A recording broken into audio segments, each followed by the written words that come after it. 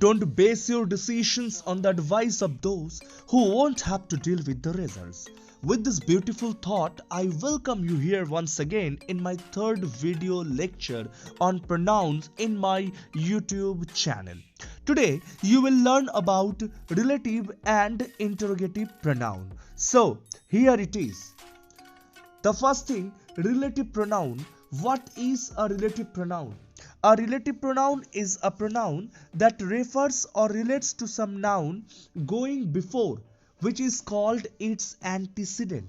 Besides, it is a pronoun that serves as a conjunction as well, because it connects two statements. For example, she worked in the kitchen, which was like a bedroom. So here, which is relative pronoun and kitchen, its antecedent. Other examples of relative pronouns are who, whose, whom, that, what, etc. Moving towards, we have the next rule. The next rule is that the relative pronoun that has the same form in the singular and the plural. So it is incorrect to say we those worship money only are deprived of life's other rewards, because the relative pronoun refers to they and it should be in the plural, true, but that does not mean the pronoun should be those. Those is the plural for that, but not when that is a relative pronoun.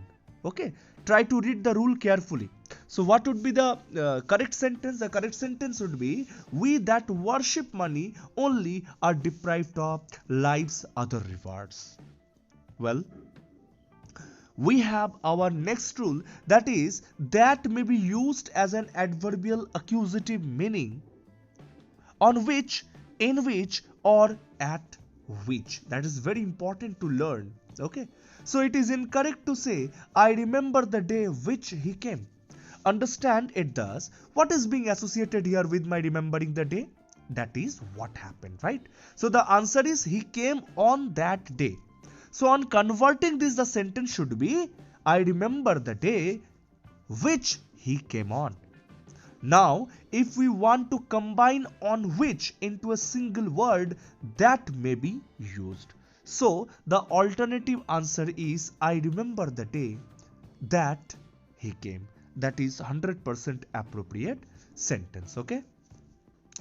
Now, moving towards our next rule will be that the relative pronoun that is preferred to who or which. The first one is after adjectives in the superlative degree we can use relative pronoun. After all, same, any, none, nothing, only, etc. After the interrogative pronouns like who and what, and after the antecedents, one denoting to a person and the other an animal or thing. So, see the sentence, it is incorrect to say it was the best food which we ever tasted. See what is wrong here. The use of which may mislead us to split the sentence thus. It was the best food, and next is we ever tasted the best food. So though the previous means former sentence makes some sense, the latter is utterly misleading. If the food we are talking about was the best food, so how is it possible that we ever tasted the best food? The problem is resolved by the use of that in place of which after adjectives, that is in the superlative degree. So that has a restrictive force and it gives you the sense of a particular one out of the many. And this is what the use of superlative precisely does. So the correct sentence would be it was the best food that we ever tasted. Moving towards our next sentence, we have I did all which I could for him. Make mark, the relative pronoun comes after all. Okay, so hence apply to. Which to? Rule number 2. That is applicable after all, same, any, none, nothing and only. We can apply this. So the correct sentence would be I did all that I could for him. I hope you got it clear. Now, it is incorrect to say what is there which may not be asked in general awareness. Which if used after who or what brings in the repetition of a WH sound. This may be avoided by the use of that. So the correct sentence would be What is there that may not be asked in general awareness? Understood? Well, if we take another sentence, if we say the old man and his stick, which are always present at the party, were conspicuous by their absence today. Here we have another problem, which is used for non-living things. How does it apply to the old man? If we use who or how, does it apply to his stick, a non-living thing? Danger on both sides, isn't it? So something needs to be done here. Can we use then, just both with their respective antecedents? The old man who and his stick which? But again, it is too complicated. So why not use that which applies to both? That means both. So the correct sentence would be the old man and his stick that are always present. Okay? Understood? Well, see what I have written here. This is my next rule. The next rule says that the word but after a negative often has the force of a relative pronoun and is equivalent to who, not, and which not. So this is the incorrect sentence. There is no city but does not have a huge population. Now, as the rule suggests, but is equivalent to which, not, in such sentence. So the above sentence, incorrect sentence, then has a double negative in the part in that particular words. So one may erringly, one may just make mistakes and write the sentence in such a way that there is no city which has a huge population. But this is not the true sentence. We mean to say that there is no city which does not have a huge population. So the correct answer would be there is no city but has a huge population. Okay? Remember that. Next rule is that as the relative pronoun refers to a noun or a pronoun, it must be of the same number and person as its antecedent. That is, the noun or the pronoun referred to. Okay? See the sentence here that is incorrect. I, who is your captain, shall never desert you. This is an error committed in hurry. Okay. The moment we use who, we think it should be followed by is. This is not so. Who does not have any identity of its own here. It is dependent on its antecedent. The antecedent here is I. Hence, the verb used will be am. So the correct sentence would be I, who am your captain, shall never desert you. Alright? Okay? Next rule conveys that the case of relative pronoun depends upon its relation to the verb in the clause in which it occurs. Okay? So, if I say, I was the boy who they thought committed the theft, then it would be wrong. Okay? Why it is wrong? That is the matter of analysis. If I use whom here, so this sentence becomes wrong. Why? In such sentences, we have to see first which clause the relative pronoun occurs in. It is, as of the given sentence, whom committed the theft. This means committed is the verb and the theft is the object, and whom should be used as a subject.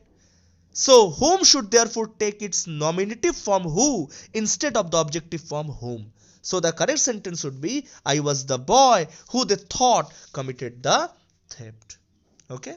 I hope you got it clear.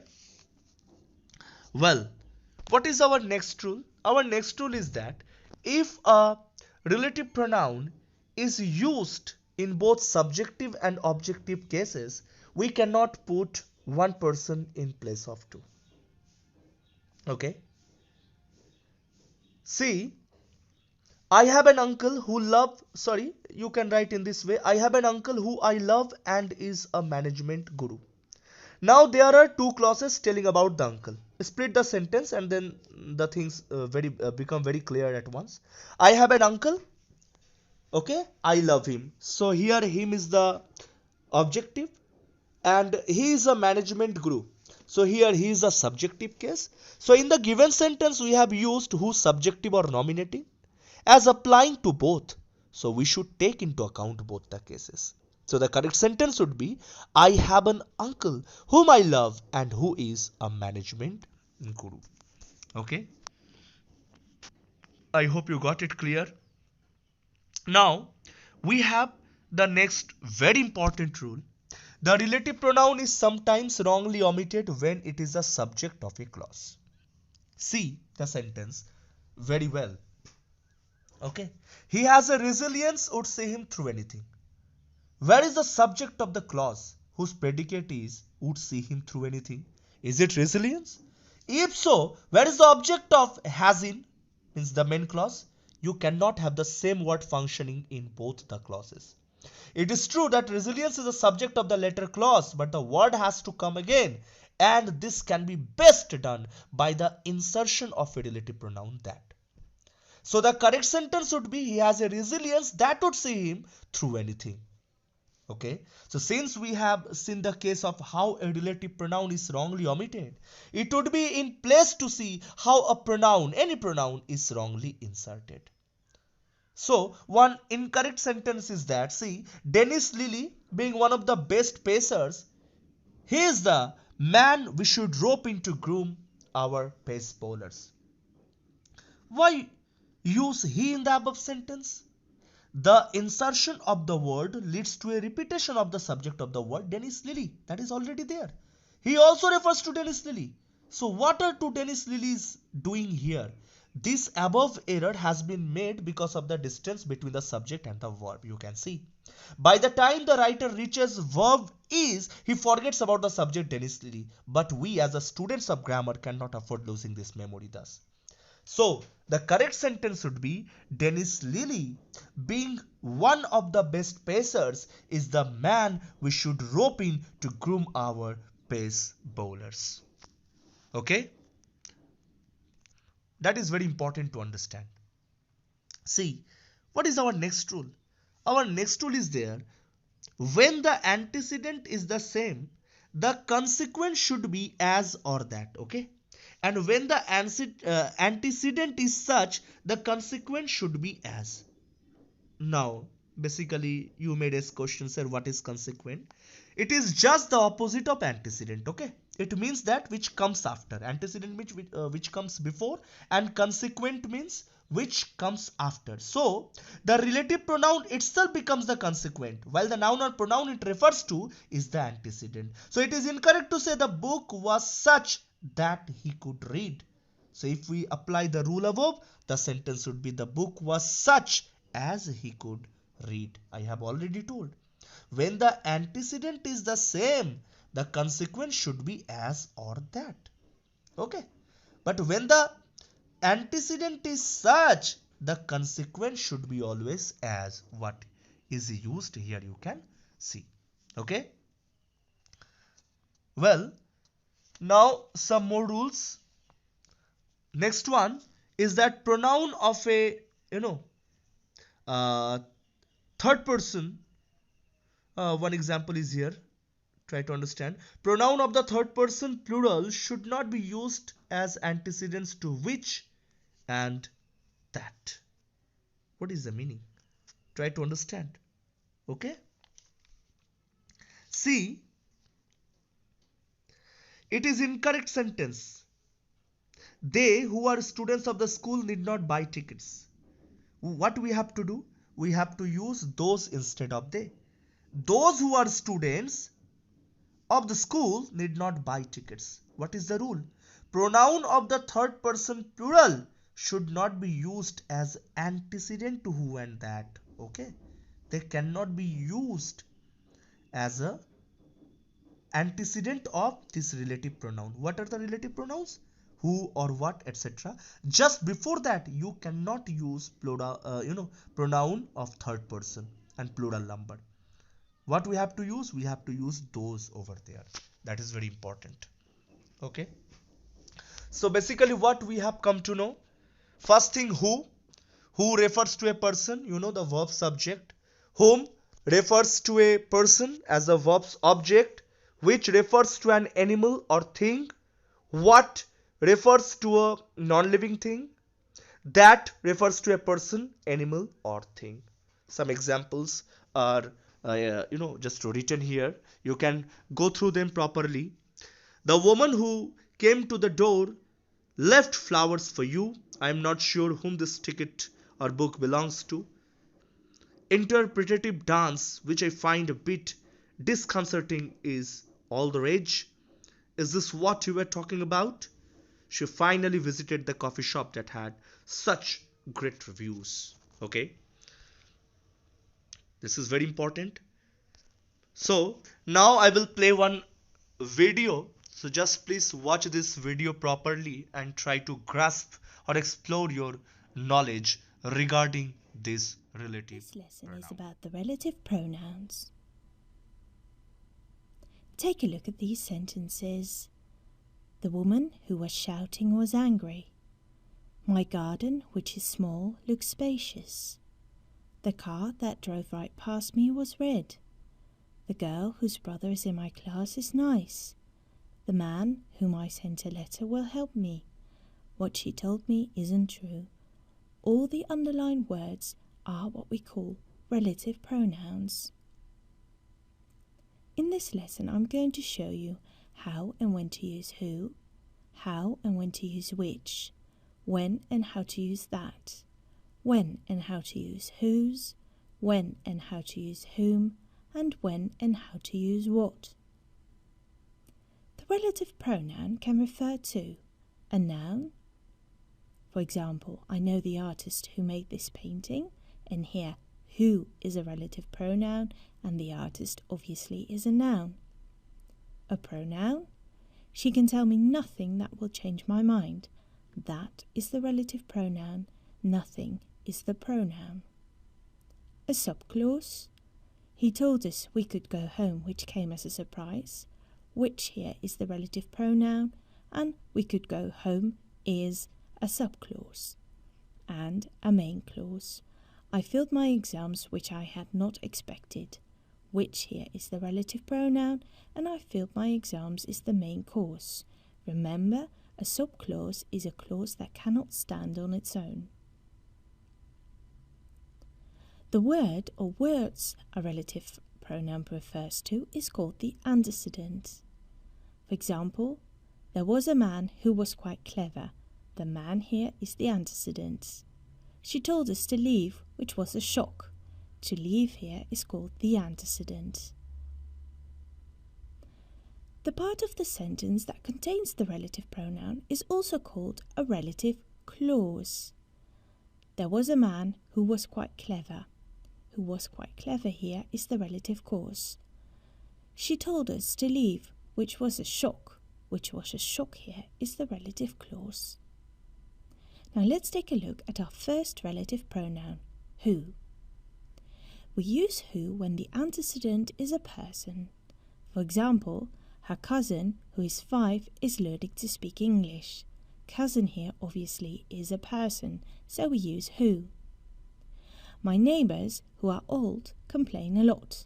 Neighbours here are people, so also persons, and we use who. Now let's take a look at the word which. We use which when the antecedent is not a person. For example, the bike which he forgot to lock was stolen. She asked for my help, which I found charming. In the first example, bike obviously is a thing, so we use which. She asked for my help here is an entire clause, so again we use which. Now let's take a look at that. In order to use that, we need to find out whether the clause that we use as a relative clause is non-restrictive or restrictive. A non-restrictive relative clause provides information that can be omitted, so information that is not essential for the sentence to make sense. For example, my Uncle Bob, who is a butcher, has a cat. Now, the sentence, my Uncle Bob has a cat, is a perfect sentence which is grammatically correct and makes sense. So, who is a butcher here is additional information, but it's not essential to making the sentence grammatically correct or coherent. The restrictive relative clause provides information that cannot be omitted, so this information cannot be left out, otherwise the sentence doesn't make any sense. The people who live here are lovely. The people are lovely. Obviously this sentence is grammatically correct, but we don't really know which people we are talking about. This is a house which is very old. Again, this is a house. Makes perfect sense, grammatically that is, but this is a house. Yes, we can see that this is a house. We need extra information on that.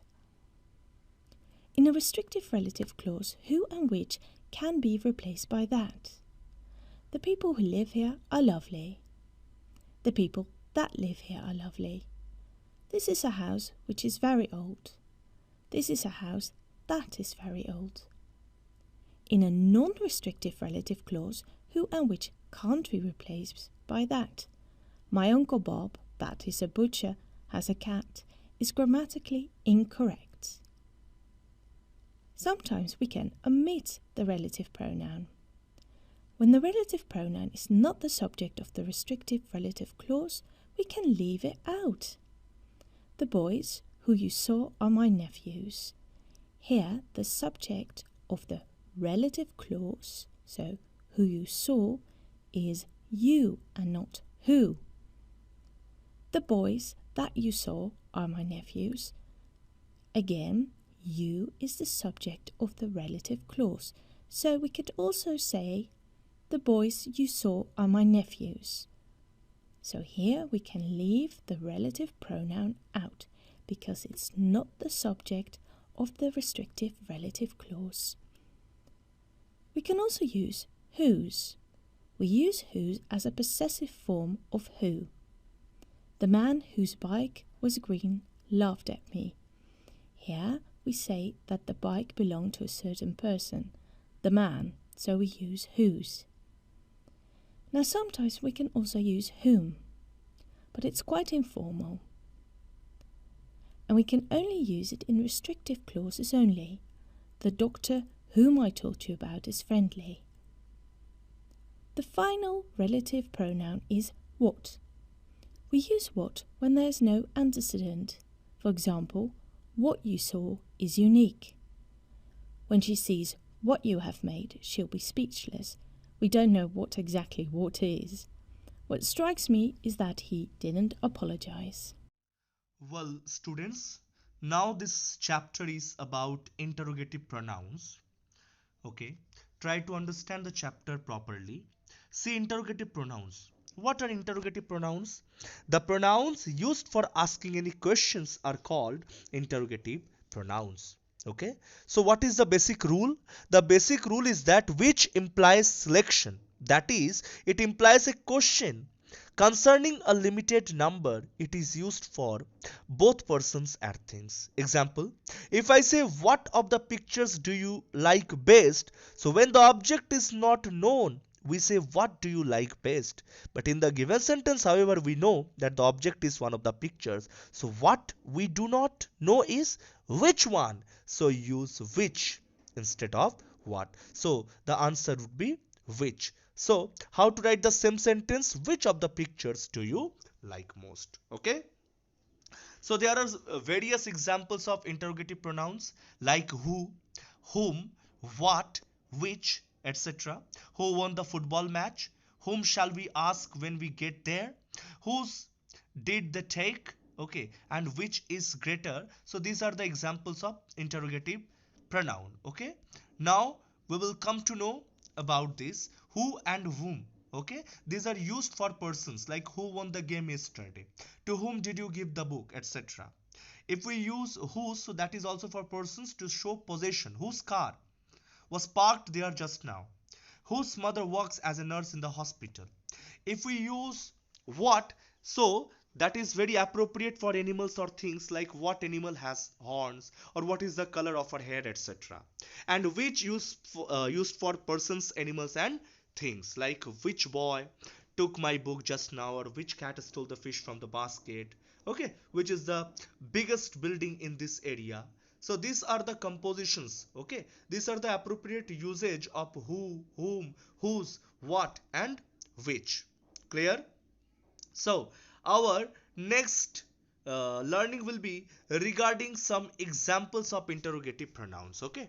See, first pronoun is what. I have told you what is used for general information. Okay, so when you ask for any general information, we have to use what, like what's your age, what is your middle name, etc.